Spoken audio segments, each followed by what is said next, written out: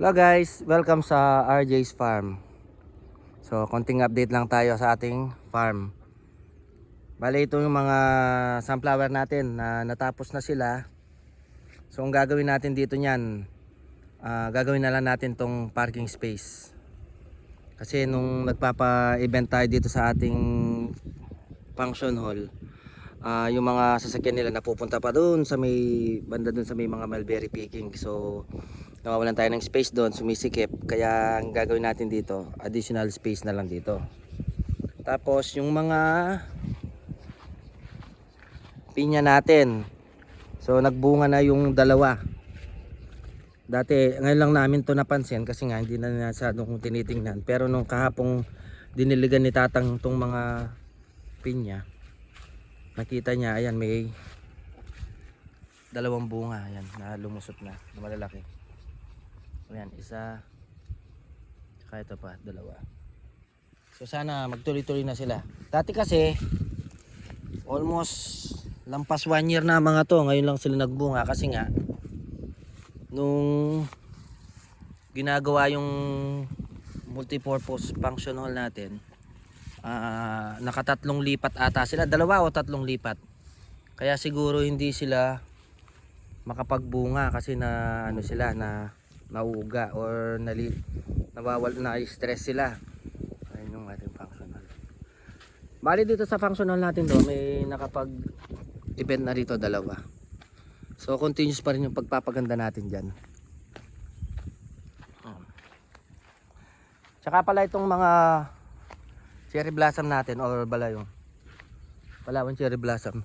Nung nakarang buwan nagano sila, nagtanggal ng dahon kaso hindi sila namulaklak. Ibig sabihin maano pa sila, bata pa. Siguro next year mag ano na to, mag bubulaklak na yan. So ito yung ating function hall. Baling function hall natin ano muna yan, air continuous yan, para farm breeze talaga siya yan. Bali yan may ano, isang kwarto, isang malaking attic, isang CR, at saka isang kitchen, tsaka isang dirty kitchen sa labas or lababo. Yan, pag sa mga nag-e-event pwede yan. Birthdays, ganyan. Mga small gathering muna. Ganyan. Tsaka continuous tayo naglilinis dito, lalo na ngayon, mahirap. Ito, mahirap magdilig dyan. Kahit na may konti na lang yung tubig ng delta, yan. Mahirap silang pabuhayan dahil sobrang init. Yan. Ito yung ano natin. Nilipat natin yung puso, tapos itong mga bonggambilya. Yan, nililinis na rin natin. And then ito ang ano natin, dun sa mulberry natin dun, nag-expand na tayo. So may nakatanim na tayo na tig to 12 na tatlong rows, bali 36. So continuous pa rin yung pag-ano natin hanggang mapuno natin yun. Every other day tayo nagtatanim kasi mainit eh.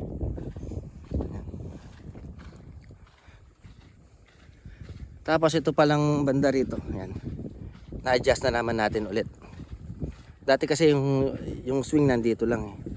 So in-adjust na natin doon, yan, tatanggalin na naman natin yung mga orange na yan, orange na tanim, para maging maluwag dito, para pwede na naman maging parking to. Tsaka yung may pinanggalingan ng mga sunflower dati doon, ipapapantay na natin. Antayin natin yung nagdoroto o yung traktora para ipantay na lang niya, para maging ano na lang to, palaruan. Dapat pantay kasi siya. Tsaka para magandang tingnan, kasi pangit tingnan yung may mga mulching na natira eh. Tsaka madali siyang i-grass cutter kung pantay-pantay siya.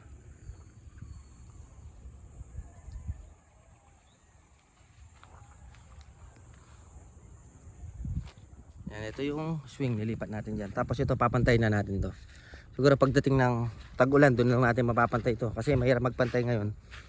Kasi pag ginalaw mo yung lupa, baka maging ano, hindi na tumubo yung damo. Mahirap pa naman magpatubo ng damo ngayon. Yan yung ano pala rito, sa mga ubas natin.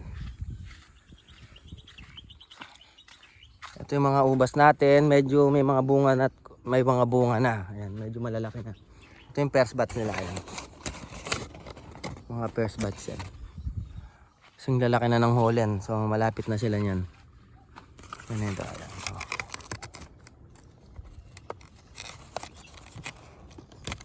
Gaholan na sila. Tapos, yung mga mulberry natin doon, yan, nakapagpuro na tayo. Kasi by next week siguro mag-o-open na ulit tayo dito. So, yun lang muna ang ating update sa farm. Then, continuous pa rin yung pagpo-promote natin ng farm. Sana mag-like, follow, and share na tayo sa ating Facebook page na RJ Farm. Tapos yung YouTube natin, RJ Farm TV. Pwede rin tayong mag-ano doon. Then, kasi doon kami nagpo-post ng mga updates. Yung mga updates kung ano na yung activity sa farm or ano na pwede na, kung pwede na mag-picking.